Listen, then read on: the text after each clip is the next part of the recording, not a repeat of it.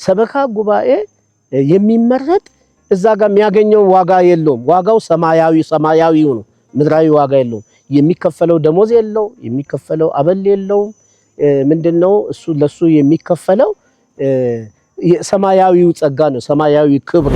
ሰበካ ጉባኤ አባልነት መመረጥ ያለባቸው ምዕመናን አሉና እነዚህ መመረጥ ያለባቸው ሰዎች በቤተክርስቲያን ምን አይነት ሰዎች መሆን አለባቸው ተብሎ ይታሰባል? በአንድ አጥቢያ ቤተክርስቲያን የሚገኙ ካህናት፣ ምዕመናን፣ ሰንበት ትምህርት ቤት ከነዚህ የተወከሉ ሰዎች በቤተክርስቲያን ውስጥ ሰበካ ጉባኤ አባል ሆነው ይመሰረታሉ። የሾመቻቸው ቤተክርስቲያን ናት። ግን ከወጡ በኋላ ደግሞ ቤተክርስቲያኗ እናንተ እስካሁን ሰዓት አገልግላችኋል፣ እግዚአብሔር ይስጥልኝ፣ እናንተ ይበቃችኋል ስትል እምቢ የሚሉ ሰዎች አሉ። ሰበካ ጉባኤ አንድ ሰው ብቻ የሚሰራው አይደለም፣ ወይ አንድ ሰው ብቻ የሚያገለግለው አይደለም። ያ የተመረጠው ሰበካ ጉባኤ ዛሬ ከሰራ ቀጣይ ደግሞ ሌላው ይሰራል።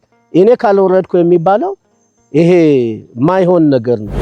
ሰውን በቤተክርስቲያን መዋቅር ውስጥ ያለን ሰው ሲደግፉም ሆነ ሲነቅፉ ከቤተክርስቲያን ስርዓት አንፃር መሆን አለበት። ንስሐ ገብቶ ስጋው ደሙን የተቀበለ ሰው ለሰበካ ጉባኤ እጩ ሆኖ ይቀርባል። ምዕመን በሰበካ ጉባኤ በሚመረጥበት ሰዓት ገንዘብ ወዳድ ከሆነ ሊመረጥ አይቻልም። ምክንያቱም ይሄ የቤተክርስቲያን ገንዘብ የሐዋርያት ገንዘብ ነው፣ የሐዋርያት ማዕድ ነው። ሰው ግዴታውን ቢወጣ ኑሮ ጥላ ራሱ ዘቅዝቀን እንዳንለምን እንችላለን። አስራት ባለማውጣታቸው ምክንያት በየቦታው እሁድ ልመና የሚካሄድበት ነገር አለ። ወንጌለ መንግስትን ለመስበክ የሰበካ ጉባኤ አባል ተመራጭ ትልቁን ሚና የሚጫወት ማለት ነው። አብዛኛው ሰበካ ጉባኤ ደግሞ የሚታየው ሂሳብ ላይ ነው ትኩረት የሚያደርገው እንጂ ስብከተ ወንጌል እየተተወ የመጣ ይመስላል። በወላይታ ሀገረ ስብከት የነበሩ አብያተ ክርስቲያናት ብዛታቸው 362 ነው። የሀገረ ስብከቱ ሊቀ ጳጳስ ብፁዕ አቡነ ይስሐቅን በእግራቸው እየሄዱ መኪና የማይገባበትን እንደዚሁ ደግሞ በከብቶች እየሄዱ የተለያየ ስራዎችን እየሰሩ መሆኑን ምናልባት ብዙዎቻችሁ ትመለከታላችሁ ብዬ አስባለሁ። የአባትነት ልክ ያላቸው ወደር የሌላቸው የማይተኙ የማያስተኙም ሰርቶ የሚያሰሩ የሰበካ ጉባኤ አባል የሆኑ ሰዎች ክፍያ አላቸው ይባላልና የሰበካ ጉባኤ ክፍያ የሚባለው ምንድነው? ይሄ ክፍያ የሚመለከተው አቅም ያለውን ሰው ነው። አቅም የሌለው ምንም ክፍያውን መክፈል የማይችል የቤተ ክርስቲያኒቷ አባል አይሆንም ማለት አይደለም። ግን አቅም እያለው የሚሰራ እጅግር ያለው የሚያመርት ክፍያውን ይከፋል። የኢትዮጵያ ኦርቶዶክስ አባል ስለመሆኑ ስለ አባልነቱ የሚገልጽ ክፍያ ነው።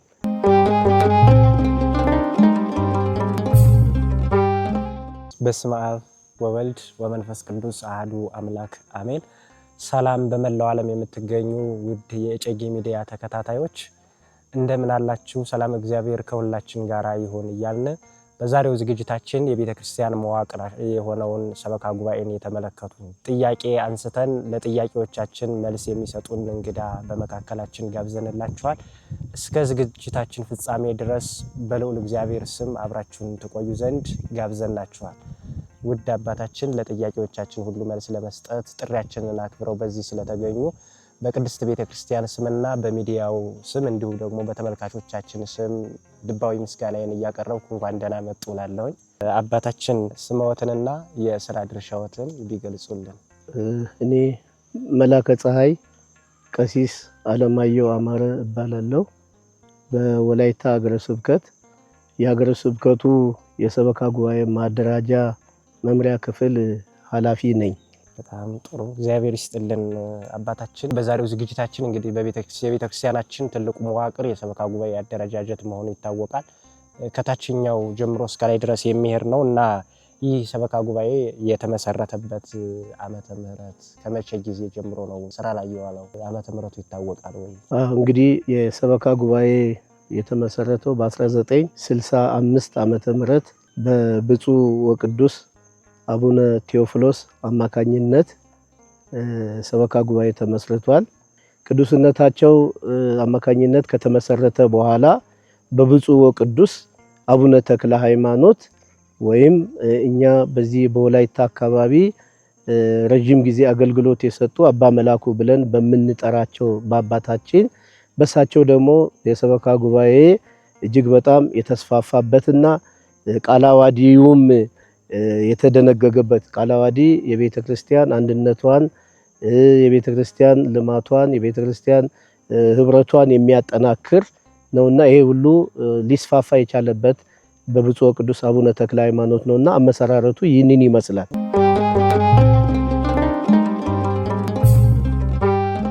እግዚአብሔር ይስጥልን አባታችን። በእርግጥ ቤተክርስቲያን ከመንግስት ጋር የነበራት ሁኔታ ከቆመ በኋላ የሰበካ ጉባኤ አደረጃጀት እንደተመሰረተ ይነገራል እና ይሄ የሰበካ ጉባኤ አደረጃጀት ከትርጉሙ አንፃር ሰበካ ጉባኤ የሚለው ትርጉሙ ምንን ይዞ ምን የሚገልጽ ሐሳብ ነው? በጣም ጥሩ። እንግዲህ በቃለ ዓዋዲ አንቀጽ 2 ሀ ላይ እንደምንመለከተው ሰበካ ጉባኤ ማለት በአጥቢያ ለተቋቋመውና ለሚቋቋመው የቤተክርስቲያን ሰበካ መንፈሳዊ አስተዳደር ጉባኤ የሚያስፈልጉትን አባላት ለመምረጥ በአባልነትም ለመመረጥ የሚችሉ ቤተክርስቲያንን በእውቀታቸው፣ በጉልበታቸው፣ በገንዘባቸው ሊያገለግሉ የሚችሉትን የምእመናን፣ የካህናት፣ የሰንበት ትምህርት ቤት ወጣቶች ስብስብ ማለት ነው ሰበካ ጉባኤ አባላት ማለት። ሰበካ ጉባኤ ማለት ዝም ብሎ በአንድ አጥቢያ ቤተክርስቲያን ተመርጦ የሚቀመጥ ሳይሆን በትርፍ ሰዓትም የሚሰራ ሳይሆን ሰበካ ጉባኤ ጊዜውን ሰጥቶ ጊዜውን የቤተክርስቲያን ጉዳይ የኔ ጉዳይ ነው፣ የቤተክርስቲያን ስራ የግሌ ነው ብሎ በማመን ይህንን ተቀብለው በየጊዜው በቤተክርስቲያን በመገኘት መንፈሳዊውን ስራ የሚሰሩ የሚያገለግሉ አገልጋዮች ማለት ነው።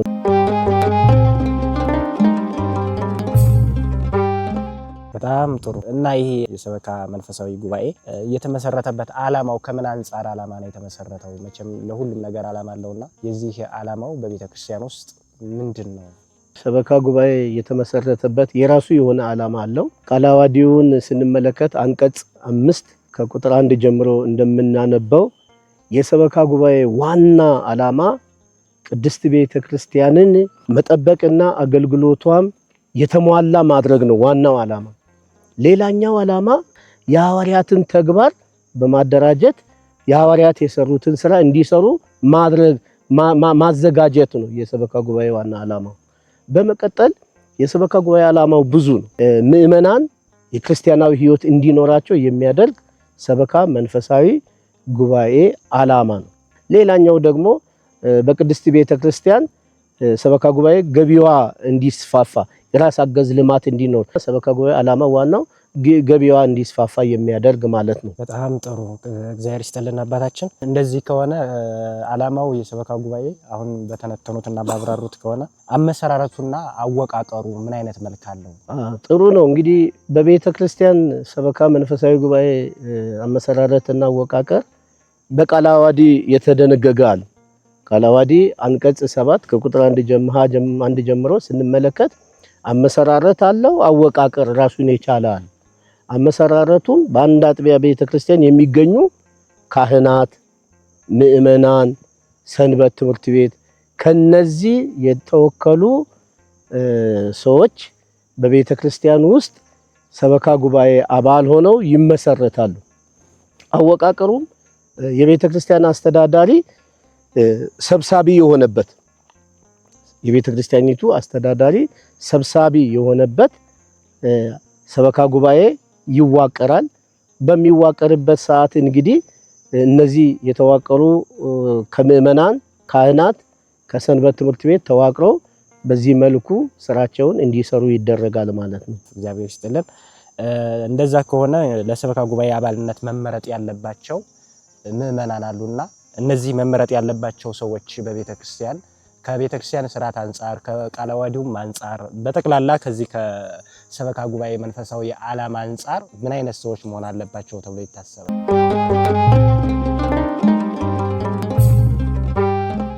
ጥሩ ነው። እንግዲህ መመረጥ ያለባቸው ሰዎች በቃለ ዓዋዲ አንቀጽ 9፣ 10 ተጽፎ ያሉ አሉ።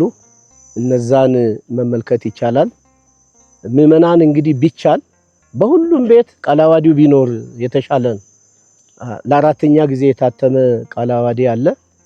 ይሄን የመጨረሻውን ቃለ ዓዋዲ በመመልከት ቤተክርስቲያን በምን መልክ ነው መተዳደሪያ ደንቧ ምንድነው በምን ህግ ነው የምትሄደው የሚለውን ማየት ይቻላልና አንድ አጥቢያ ቤተክርስቲያን ሰበካ ጉባኤ በሚመረጥበት ሰዓት እንግዲህ የራሱ የሆነ መስፈርት አለው።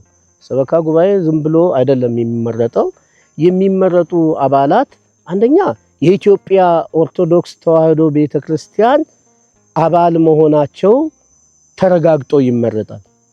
ሁለተኛ የሰበካ ጉባኤ አባል ሆነው በሚመረጡበት ሰዓት በዚሁ በአጥቢያው ቢያንስ 6 ወር በአጥቢያው አካባቢ ስለመኖሩ የሚረጋገጥ ሲሆን ይመረጣል። በተጨማሪ ደግሞ የሰበካ ጉባኤ አባል የአባልነት መታወቂያ ያለው መሆኑ ተረጋግጦ ይመረጣል። እንግዲህ የሰበካ ጉባኤ አባል ሆኖ ሲመረጥ ከካህናት ሲመረጥ ካህን ምን አይነት መልክ እንዳለው፣ ከምዕመናን ሲመረጥ ምዕመንስ ምን መምሰል እንዳለበት፣ ከሰንበት ትምህርት ቤትም ሲመረጥ ምን መልክ ሊኖረው እንደሚገባ በዚሁ በቃለ ዓዋዲው እናገኛለን። በዚሁ መሰረት አንድ ምዕመን በሚመረጥበት ሰዓት ካህን በሚመረጥበት ሰዓት ይህ ካህን ግድፈት የሌለበት ሕጸጽ የሌለበት በሃይማኖቱ ሕጸጽ የሌለበት ስነ ምግባሩ ሕዝብ የመሰከረለት በምዕመናን ዘንድ የተወደደ ምዕመናን የሚያፈቅሩት የሚወዱት ልጆቹን የንስሐ ልጆቹን ገብቶ ባሉበት ደሃ ባለጸጋ ብሎ ሳይል በአግባቡ ወንጌል የሚያስተምርና በአግባቡ የሚከታተል ሲሆን እንዲህ አይነት ካህን ይመረጣል። በስነ ምግባር የታነጸ ማለት ነው። ከምዕመናንም በሚመረጥበት ሰዓት እድሜው ከ18 ዓመት እስከ 65 ዓመት ድረስ ያለ ግለሰብ ማንም ይመረጣል። የጾታ ልዩነት የለም። ልዩነቱ የቤተ ክርስቲያን ልጅነት መሆን ብቻ ነው። የቤተ ክርስቲያን ልጅ የሆነ ለቤተ ክርስቲያን የሚያስብ ጊዜውን ለቤተ ክርስቲያን የሰጠ ገንዘብን የማይወድ በቀጥታ ለቤተ ክርስቲያን የሆነውን ነገር ለቤተ ክርስቲያን ማድረግ የሚችል እንዲህ አይነት ሰው ስጋው ደሙ የተቀበለ ቢቻል ንስሐ ገብቶ ስጋው ደሙን የተቀበለ ሰው ለሰበካ ጉባኤ እጩ ሆኖ ይቀርባል። ምዕመን በሰበካ ጉባኤ በሚመረጥበት ሰዓት ገንዘብ ወዳድ ከሆነ ሊመረጥ አይቻልም። ምክንያቱም ይሄ የቤተ ክርስቲያን ገንዘብ የሐዋርያት ገንዘብ ነው፣ የሐዋርያት ማዕድ ነው። ሐዋርያት አንድ ላይ ነው ይኖሩ የነበሩት፣ ኑሯቸው አንድ ነው። ሕይወታቸው በሙሉ ለቅድስት ቤተ ክርስቲያን ነው። ወንጌለ መንግስትን መስበክ ነው። ወንጌለ መንግስትን ለመስበክ የሰበካ ጉባኤ አባል ተመራጭ ትልቁን ሚና የሚጫወት ማለት ነው። የቤተ ክርስቲያንን ገንዘብ ለቤተ ክርስቲያን የሚያረድ እግር መንገዱን እንደውም ከሱ ላይ ርሰው ካነሱት ላይ አሁን ይሄ እንደውም ዓላማው አንዱ ትምህርትን በዓለሙ እንዲዳረስ ማድረግ ነው። ባለው አጥቢያ እንዲዳረስ ማድረግ ነው። አብዛኛው ሰበካ ጉባኤ ደግሞ የሚታየው ሂሳብ ላይ ነው ትኩረት የሚያደርገው እንጂ ስብከተ ወንጌል እየተተወ የመጣ ይመስላል። በእርግጥ እርሶ ከሚያነሱት ዓላማ አንፃር ሰዎች ሰበካ ጉባኤ ውስጥ ሲገቡ እንደው ምናልባት የስብከተ ወንጌል ሁኔታውንም እግር መንገዱን ኮንትሮል ቢያደርጉት፣ ቢቆጣጠሩት፣ ቢገመግሙት ዓላማው እንደዛ ከሆነ ብዬ ነው እና እንደው እሱንም እግር መንገዱን ቢያዩልን በጣም ጥሩ ነው። እንግዲህ የሰበካ ጉባኤ ትልቁ ዓላማ ቀደም ሲል እንደገለጽኩ ምዕመናን መንፈሳዊ ዕውቀታቸው እንዲዳብር ማድረግ ነው። ለዚህ ደግሞ የስብከተ ወንጌል መስፋፋት ነው። ሰባኪያንን በቋንቋ በአካባቢ ቋንቋ ህዝቡ ወንጌል እንዲማሩ ማድረግ ነው። ለዚህ ሁሉ እንግዲህ የሰበካ ጉባኤ ጥንካሬ የሚያስፈልግ ነው እና የሚመረጥ የሰበካ ጉባኤ አባል ወንጌለ መንግስትን ለህዝብ የሚያስፋፋ ሰው ወንጌል ተምሮ የክርስቶስ ህብረት እንዲኖረው ማድረግ ነው ዓላማውና ወንጌል እንዲስፋፋ የማድረግ ነው። ስለዚህ የሚመረጥ ሰበካ ጉባኤ አባል ጭምት የሆነ ለቤተ ክርስቲያን የሚያስብ የቤተ ክርስቲያኒቷን ገቢ የሚቆጣጠር ከቤተ ክርስቲያን ገንዘብ የማይቀንስ በቤተ ክርስቲያን የሚመረጥ ሰበካ ጉባኤ አባላት የሚዋሽ መሆን የለበትም። በትክክል የተገኘውን የቤተ ክርስቲያንን ገንዘብ ለቤተ ክርስቲያን ማድረግ የሚችል ነው መመረጥ ያለበት። የሚቀንስ አይደለም። ሲሆን የሚጨምር ካልሆነም ደግሞ የራሷን የቤተክርስቲያኒቷን ሀብት ለቤተክርስቲያን ማድረግ የሚችል ነው መሆን ያለበት።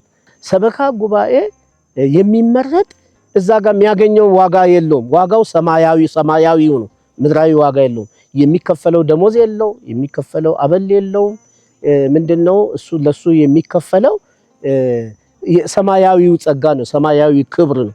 ለሰበካ ጉባኤ አባላት እግዚአብሔር የራሱን መንፈሳዊ ዋጋ ስለሚከፍልለት የሚሰራው ስራ ሁሉ ግልጽ የሆነ ነው መሆን ያለበትና ሰበካ ጉባኤ አባላት የሚመረጡ እንደዚህ አይነት የሆኑ ሰዎች ናቸው። ከሰንበት ትምህርት ቤትም እድሜያቸው ከ21 ጀምሮ ያሉ ከ18 እስከ 35 ያሉ ሰንበት ትምህርት ቤት ነው የሚመረጡት። ከ35 ዓመት በኋላ ሰንበት ትምህርት ቤት ወጣት ሳይሆን ጎልማሳ ተብሎ ወደ ሰበካ ጉባኤ በምእመንነት ደረጃ ነው የሚታዩትና እንደዛ አይነት ታታሪ የሆነ ትጉ የሆነ የሚያነብ ለቤተ ክርስቲያን የሚታዘዝ መዋቅሩን ጠብቆ የሚያስጠብቅ ሰንበት ትምህርት ቤት ነው የሚመረጠው። ሰንበት ትምህርት ቤት እንግዲህ በሰንበት ዕለት በቤተ ክርስቲያን ተገኝቶ የሚማር ተማሪ ማለት ነውና በሰንበት ዕለት ቤተ ክርስቲያንን በመማር ዕውቀቷን በማግኘት ቤተ ክርስቲያንን በተለያዩ መልኩ የሚያገለግል ማለት ነውና የሚመረጡ ሰዎች ራሳቸውን ጠብቀው ቤተ ክርስቲያንን የሚያስጠብቁ ታዛዥ የቤተ ክርስቲያኒቷን መዋቅር ጠብቀው የሚታዘዙ አባላት የሚመረጡት ናቸው ማለት ነው።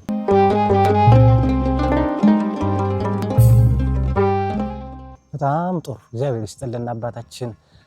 ይህንን ዝግጅት የምትመለከቱ ምዕመናን እንግዲህ አባታችን ያሉት ነገር አለ። አንድ ትልቅ ነገር ቃለ ዓዋዲው ቤተክርስቲያኗ የምትመራበት መዋቅሯ የሚመራበት ቃለ ዓዋዲ የሚባል አለና እሱ በየቤታችሁ ቢኖር እሱን ብታነቡት ምናልባት ነገ ብትመረጡ ምን መስራት እንዳለባችሁ ኃላፊነቱን ጭምር ከወዲሁ ያሳውቃችኋል። ለዛ ላይ ያሉ ሰዎችም ኃላፊነታቸው ምን እንደሆነ ማወቅ ትችላላችሁ። ስለዚህ ይሄ መሆን አለበት። ሰበካ ጉባኤ እንደሚታወቀው የቤተክርስቲያናችን መዋቅር ነው። አንድ ድርጅት መዋቅር ሲኖረው ነው ስራ ሊያሳልጥና ስራ ሊሰራ የሚችለውና ቤተክርስቲያንን የምንጠብቃት በመዋቅር በኩል ነው። መዋቅሩ መላላቱ ደግሞ የቤተክርስቲያን ትልቅ ችግር ይዞ ይመጣልና ያም የሆነው ደግሞ ደካማ ሰዎች መዋቅር ውስጥ ሲገቡ ዓላማውን ያልተረዱ ሰዎች አባታችን ቅድም እንዳሉት ከምዕመናንም ሲመረጡ የቤተክርስቲያንን ዓላማ የተረዱ ከካህናትም በተመሳሳይ እንደዛ መሆን አለባቸው። ግን አንዳንድ ቦታ ላይ ምናልባት አባታችን እርሶም በዚህ ውስጥ ስለሚሰሩ ብዙ ቦታ ላይ ያዩታል ብዬ አስባለሁ። የሾመቻቸው ቤተክርስቲያን ናት፣ ወደዛ ቦታ የመረጠቻቸው ቤተክርስቲያን ናት።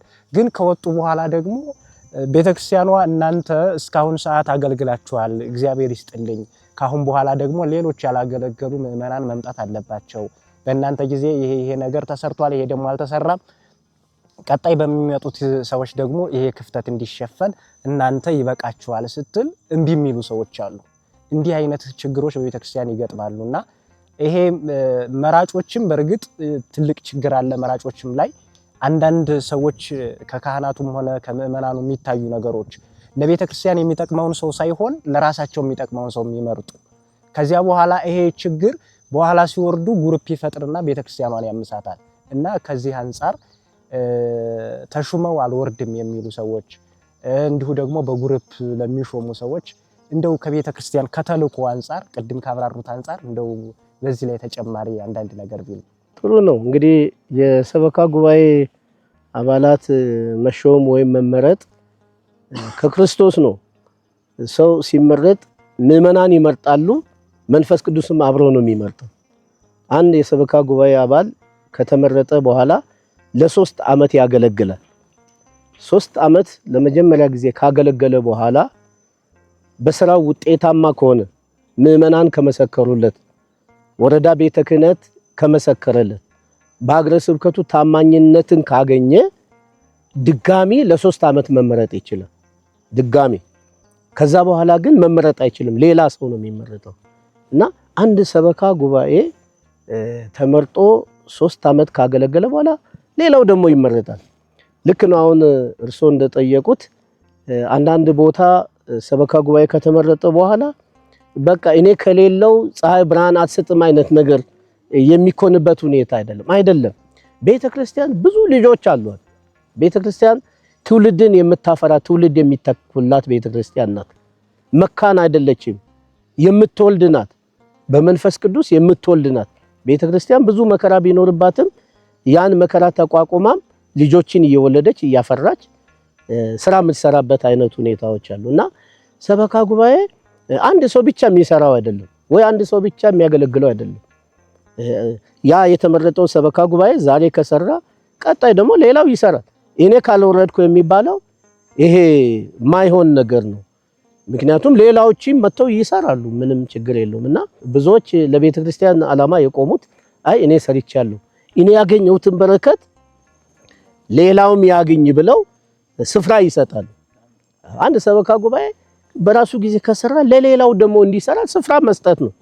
ያኛውም ደግሞ ይስራ፣ እሱ ያገኘውን ክብር ይሄኛውም ያገኝ እና እንደዛ ነው። ይሄ አልወርድም እኔ አልሻርም ብሎ ምእመንን መቀስቀስ ወይም ደግሞ ምእመንን አድማ ማሳደም ወይም ደግሞ ሌላ ርዕስ ውስጥ መግባት ይሄ ከቤተ ክርስቲያኒቷ መዋቅር የወጣ የተሰራውንም ስራ ዋጋ ቢስ ማድረግ ጊዜን ማቃጠል ነውና አልወርድም ማለት አግባብ አይደለም ለማለት ያህል ነው። አባታችን እግዚአብሔር ይስጥልን የተለያዩ ማብራሪያዎችን ስለሰጡን። በእርግጥ ትልቁ አንኳር ጉዳይ ምእመናን እዚህ ላይ የሚወጡ ሰዎች ምን መምሰል አለባቸው የሚለው ትልቅ አወያይ ጉዳይ ነው። ስለዚህ ምእመናን ከእንዲህ አይነት ነገር ራሳቸውን መጠበቅ አለባቸው። ሰውን በቤተክርስቲያን መዋቅር ውስጥ ያለን ሰው ሲደግፉም ሆነ ሲነቅፉ ከቤተክርስቲያን ስርዓት አንጻር መሆን አለበት። ቅድም እንዳልነው አባታችን እንደነገሩን የቤተክርስቲያን መዋቅር የሚመራበት ቃለ ዓዋዲውን እሱን ይዘን ከዛ አንጻር ነው አንድን ሰው ልንደግፈው የምንችለው እንጂ ከዚያ ውጭ ግን ዘመድ ስለሆነ ቤተሰብ ስለሆነ ወይም ደግሞ ለኛ ቅርብ ሰው ስለሆነ ቤተክርስቲያኗን እንዳንጎዳት ጥንቃቄ ማድረግ አለብን። እንኳን በቤተክርስቲያን እንኳን በመንፈሳዊው ዓለም ቀርቶ በስጋዊውም ዓለም በራሱ ህገ መንግስቱ ነው የሚታየው። ሰዎች ዜጎች ከህገ መንግስቱ አንጻር ነው አንድን ሰው ሊነቅፉትም ሆነ ሊደግፉት የሚችለውና በቤተክርስቲያናችንም በተለይ ደግሞ ወደ ቤተክርስቲያናችን ወደ መንፈሳዊው ዓለም ስንመጣ እኛ መንፈሳዊያን እስከሆነ ድረስ የመንፈስን ስራ መስራት አለብን። የቤተክርስቲያን የሆነን ሰው መለየት አለብን። ስለዚህ ከዚህ አንጻር ምን ደግፈውም ሰው ካለ ከቤተክርስቲያን መዋቅር አንጻር መሆን አለበት። መዋቅሩን ጠብቆ መሄድ አለበት። ምክንያቱም ቅድም አባታችን እንዳሉት አልወርድም የሚሉ ሰዎች ለሀገረ ስብከቱን ፈተና ለወረዳ ቤተ ክህነት ፈተና የሚሆኑ ሰዎች ስላሉ ነው። ስለዚህ ምእመናን እንደዚህ የሚሆነው ደግሞ እናንተን ከበስተጀርባ ይዘው መሆኑን ማሰብ ይገባል ማለት ነው። ስለዚህ እንደውም ይሄ ሰበካ ጉባኤ ከስነ ምግባር አንጻር መሆን አለበት አይደል? እንደዛ ሲመረጡ ችግር ያለበት ሰው መምጣት የለበትም፣ ወደዛ ፈተና መሆን የለበትም፣ ጽድቅ ብሎ እንጂ ገንዘብ ብሎ መምጣት የለበትም የሚለውን ሐሳብ እሱን አይተናል። ማንም ሰው በቤተክርስቲያን መዋቅር ውስጥ ሲኖር ዋጋውን ከእግዚአብሔር አገኛለሁ ብሎ ነው እንጂ ከሰዎች ከሆነ ትንሽ ያስቸግራል። ደሞዝም አይከፈልለትም። ስለዚህ ዋጋው ከእግዚአብሔር ነው። ያለውን ነገር ለቤተክርስቲያኗ የሚችለው እግዚአብሔር ከሰጠው ጊዜ ነው ሰጥቶ እግዚአብሔር ነው የሚያገለግለው። ስለዚህ በዚያ መንገድ ምእመናን እንድትመለከቱት መልእክታችን ነው። ከዚህ በመቀጠል እንግዲህ የሰበካ ጉባኤ አባል የሆኑ ሰዎች ክፍያ አላቸው ይባላልና የሰበካ ጉባኤ ክፍያ የሚባለው ምንድነው? እንደው ይሄን ገለጽ ያደርጉልን። ጥሩ ነው። እንግዲህ በኢትዮጵያ ኦርቶዶክስ ተዋሕዶ ቤተክርስቲያን አባል የሚሆን ሰው የኢትዮጵያ ኦርቶዶክስ ተዋሕዶ ቤተክርስቲያን አባልነት የሚገልጽ መታወቂያ ይኖረዋል። ያን መታወቂያ ሊይዝ ይገባል። ይሄን መታወቂያ የያዘ ሰው የትኛውም አገር ሄዶ እረፍት ቢያደርግ ወይ ቢሞት ቀብር ይፈጸምለታል። ለምን? የኢትዮጵያ ኦርቶዶክስ አባል በመሆኑ ማለት ነው። እና መታወቂያ ሊኖረው ይገባል። ከዛ በተጨማሪ ደግሞ አመታዊ አስተዋጽኦ ክፍያ አለው። ይሄ ክፍያ ብዙ ነገር አይደለም፣ ብዙም አይደለም። ይሄ ክፍያ የሚመለከተው አቅም ያለውን ሰው ነው። አቅም የሌለው ምንም ክፍያውን መክፈል የማይችል የቤተ ክርስቲያኒቷ አባል አይሆንም ማለት አይደለም። ግን አቅም እያለው የሚሰራ እጅግር ያለው የሚያመርት ክፍያውን ይከፋል። የኢትዮጵያ ኦርቶዶክስ አባል ስለመሆኑ ስለ አባልነቱ የሚገልጽ ክፍያ ነው። ይሄ ክፍያ ደግሞ ብዙ ሳይሆን በወር 20 ብር ወይም በአመት 240 ብር ነው።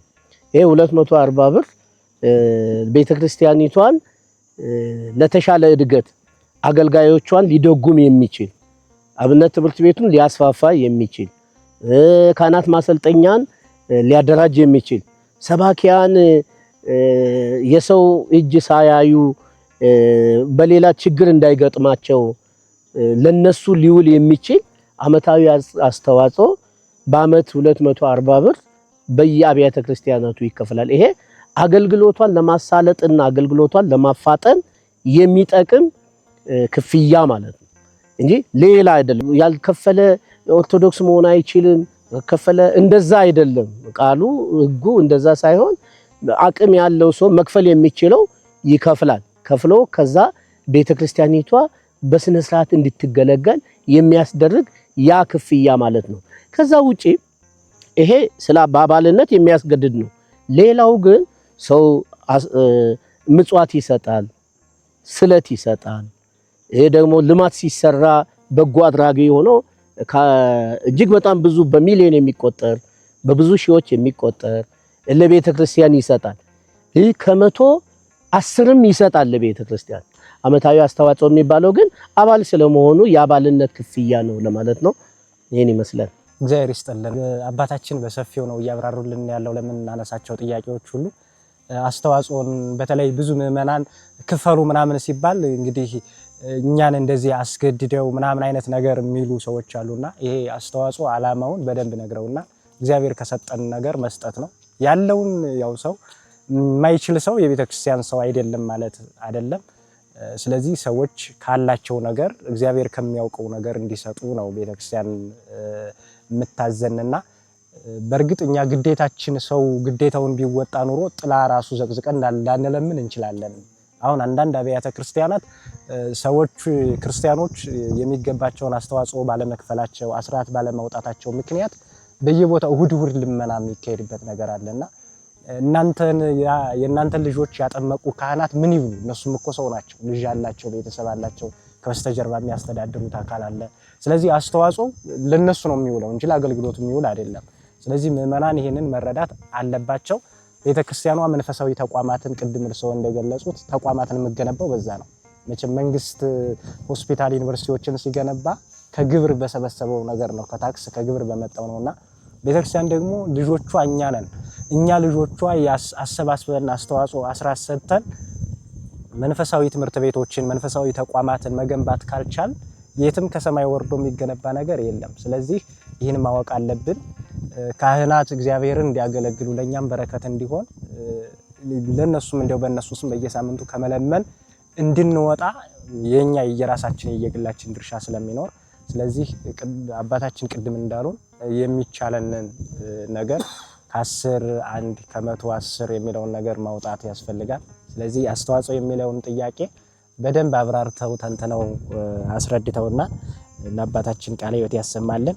ከዚህ በመቀጠል እንግዲህ ፕሮግራማችን እያጠቃለልን ነው የምንገኘው። ከዚህ በመቀጠል በዚህ በሀገረ ስብከታችን የወላይታ ሀገረ ስብከት የሚያስተዳድራቸው አብያተ ክርስቲያናት በቁጥር ደረጃ ስንት ናቸው ይታወቃሉ?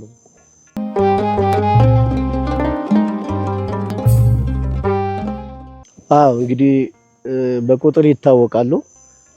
ከዛ አስቀድሜ ግን የወላይታ ሀገረ ስብከት የሆነው የዛሬ 24 ዓመት አካባቢ ነው።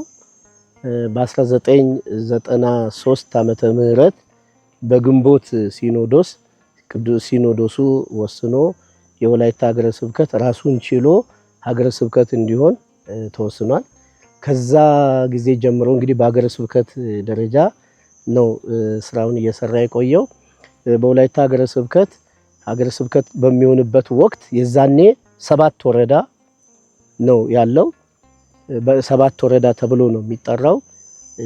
በመቀጠል ደግሞ በመንበረ ጵጵስና ያሉ አብያተ ክርስቲያናት ቁጥራቸው 6ቱ አንድነት 7ቱ አንድነት በመባል ቁጥራቸው አነስተኛ ነው። በዚህ መልክ ነው ሲተዳደር የነበረው።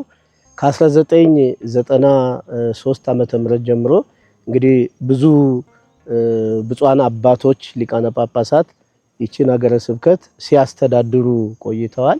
የመጀመሪያው ብፁዕ አቡነ ኒቆዲሞስ ነበሩ። ረጅም ጊዜ ቆይተው አስተዳድረዋል። በመቀጠልም ብፁዕ አቡነ ቀለሜንጦስም በዚሁ መልክ ለተወሰነ ጊዜ አስተዳድረዋል። ከዛም በማስከተልም ብፁዕ አቡነ ሚካኤልም ይሄን ሀገረ ስብከት በሀገረ ስብከት ደረጃ ይዞ አስተዳድረዋል። ከብፁዕ አቡነ ሚካኤልም ደግሞ ታላቁ አባታችን ብፁዕ አቡነ ማቴዎስም የተወሰኑ ዓመታትን ሲያስተዳድሩ ቆይተዋል እና እስከ 2009 ዓመተ ምህረት ድረስ በእነዚህ አባቶች በመንፈስ ቅዱስ ስትመራ የቆየች ሀገረ ስብከት ናት። ከዛ በኋላ ግን ብፁዕ አባታችን አቡነ ይስሐቅ በዚሁ ሀገረ ስብከት በተለያዩ ሙያ በምርግትና በስብከተ ወንጌል በተለያዩ አገልግሎት ቅድስት ቤተክርስቲያንን ሲያገለግሉ የነበሩ አባታችን በ2009 ሐምሌ 11 በሲመተ ኤጲስቆጶስነት ከተሾሙ በኋላ ደግሞ እያገለገሉ እስከዛሬ ቆይተዋል እና ከዚህ ወዲህ እሳቸው ከተሾሙ በኋላ ቀደም ሲል የነበረው ይሄ ወረዳው 7 የነበረው ዛሬ 16 ወረዳ ሆኗል። አጥቢያ ቤተክርስቲያን ቀደም ሲል የነበረው 6-7 የነበረው ብፁዕነታቸው ከተሾሙ ወዲህ 16 አብያተ ክርስቲያናት ደርሷል። ይሄ እንግዲህ የደረሰው በብፁዕ አባታችን አቡነ ይስሐቅ የወላይታ ሀገረ ስብከት ሊቀ ጳጳስ የቅዱስ ሲኖዶስ አባል በነበሩ አባት ነው። ይሄ እንግዲህ የአባትነት ልክ ያላቸው ወደር የሌላቸው የማይተኙ የማያስተኙም ሰርቶ የሚያሰሩ በመሆናቸው ምክንያት አብያተ ክርስቲያናት ተስፋፍተዋል፣ ብዙ ሆነዋል። አሁን በዚሁ መሰረት በወላይታ ሀገረ ስብከት የነበሩ አብያተ ክርስቲያናት ብዛታቸው 362 ነው። 362 ነው። ቀደም ሲል የነበሩ ወደ 100 ምናምን አብያተ ክርስቲያን ናቸው። ዛሬ ግን ያው በሳቸው ብርቱ ጥረት በሳቸው ጥንካሬ በየወረዳው በየአካባቢው በየቀበሌው ቤተክርስቲያን እንዲመሰረት በማድረጋቸው ምክንያት ዛሬ በወላይታ ሀገረ ስብከት 362 አብያተ ክርስቲያናት አሉ። ከነዚህ ከ362 አብያተ ክርስቲያናት እንግዲህ ወላይታ በገድል በትሩፋት የምትታወቅ ሀገር እንደመሆኗ መጠን በገዳም ደረጃ በፊት 3 ገዳም ብቻ ነበሩ። ዛሬ ግን በብፁዕነታቸው ብርቱ ጥረት በብፁዕ አባታችን ድጋፍ 9 ገዳም ሆኗል። 9 ገዳማት አሉ።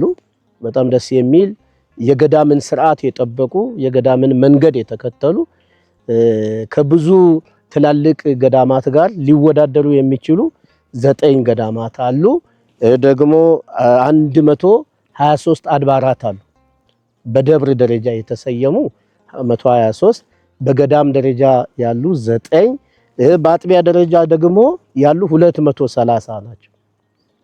ከዛ አያይዞ ቅጽ የሞሉ ደግሞ ሰበካ ጉባኤ የተቋቋሙባቸው 309 ናቸው። ካሉ አብያተ ክርስቲያናት ሰበካ ቅጽ የሞሉ ቅጽ ሞልቶ ሰበካ ጉባኤ ተቋቁሞባቸው ያሉ 309 ናቸው። የቀሩት ደግሞ አብያተ ክርስቲያናቱ በአንዳንድ ቤተ ክርስቲያን ባሉ በደባልነት አንድ ላይ በመተዳደር ያሉ አሉ። የስብከተ ወንጌል ኬላ ያለባቸው አሉ። በእንዲህ አይነት ደረጃ ዛሬ ቤተ ክርስቲያን ተስፋፍታ የምትኖርበት አይነት ሁኔታ አለ።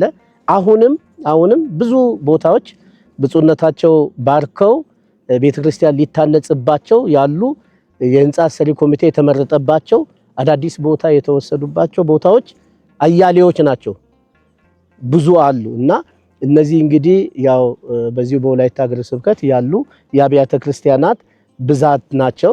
እነዚህን ሰበካ ጉባኤ ያልተመረጡባቸውን በሚቀጥለው ራሳቸውን ችለው እንዲተዳደሩ በማድረግ ሰበካ ጉባኤ ይመረጥባቸዋል።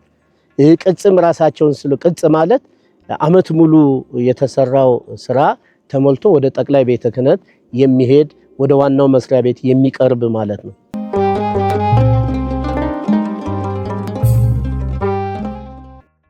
በጣም ጥሩ። እግዚአብሔር ይስጥልን አባታችን ያለውን የሀገረ ስብከቱን ሁኔታ በደንብ ተንተነው አብራርተው ነግረውናል። እሳቸው እንደገለጹልን በዚህ ሀገረ ስብከት ይሄ ሀገረ ስብከት በጣም ትልቅ ቦታ ነው። ውድ ተመልካቾቻችን ምናልባት በተለያየ ታሪክም የምታውቁት ነገር ነው። ትልልቅ ሰዎችን ያፈራ ነው። አቡነ ተክለ ሃይማኖት ብፁዕ ቅዱስ አቡነ ተክለ ሃይማኖት ማለት ነው። ከእሳቸው ጀምሮ በኋላ ደግሞ የመጡት እጅግ በጣም ትልልቅ ስራዎችን ሰርተዋል አባቶቻችን። በዚህ ቦታ አሁን ላይ ትልልቅ ስራዎች እየተሰሩ ነው ያሉት። የሀገረ ስብከቱ ሊቀ ጳጳስ ብፁዕ አቡነ ይስሐቅን ምናልባት ብዙዎቻችሁ ታውቋቸዋላችሁ ብዬ አስባለሁኝ። በእግራቸው እየሄዱ መኪና የማይገባበትን እንደዚህ በተለያየ በእግራቸው እንደዚሁ ደግሞ በከብቶች እየሄዱ የተለያየ ስራዎችን እየሰሩ መሆኑን ምናልባት ብዙዎቻችሁ ትመለከታላችሁ ብዬ አስባለሁኝ።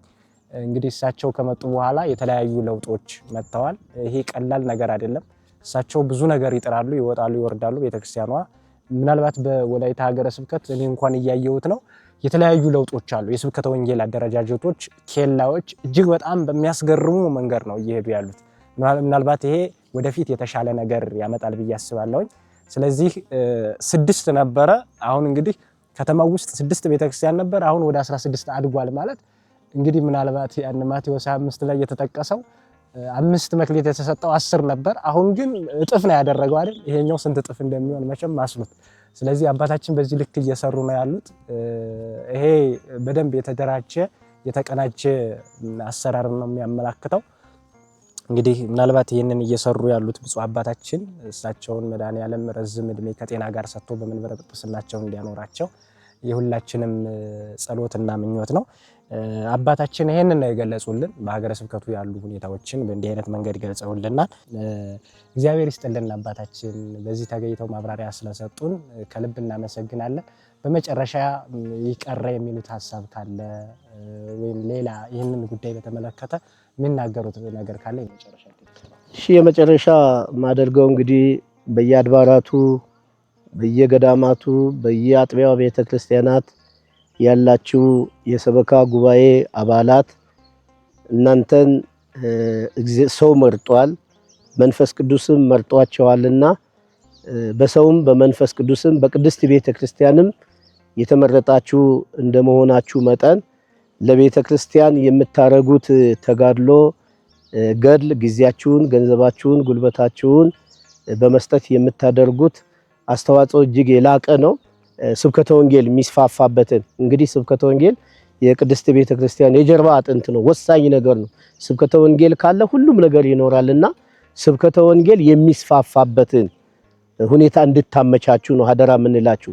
በየአጥቢያችሁ ደግሞ አብነት ትምህርት ቤት ልጆች ተሰብስበው የቤተክርስቲያኒቷን ቋንቋ የሚማሩበት ዛሬ የበግ ለምድ ለብሰው በየአካባቢው በየአጥቢያው የተነሱ ሐሳቢያን አሉና ለራሳቸው ሳይታደሱ እናድሳለን ብለው የተነሱ ጸረ ቤተክርስቲያንም ያሉበት ወቅት ስለሆነ ለነዚህ ሁሉ እናንተ ሰበካ ጉባኤ አባላት መዶሻ ሆናችሁ ከአስተዳዳሪዎች ጋር በመሆን በመተባበር ቤተክርስቲያን ወንጌልን በማስፋፋት የላቀ ስራ እንድትሰሩ የሀገረ ስብከቱ የሰበካ ጉባኤ ማደራጃ እንደመሆኔ መጠን ሀደራዬን አስተላልፋለሁ። በዚህ እያጠቃለልኩ ስላዳመጣችሁኝ አመሰግናለሁ።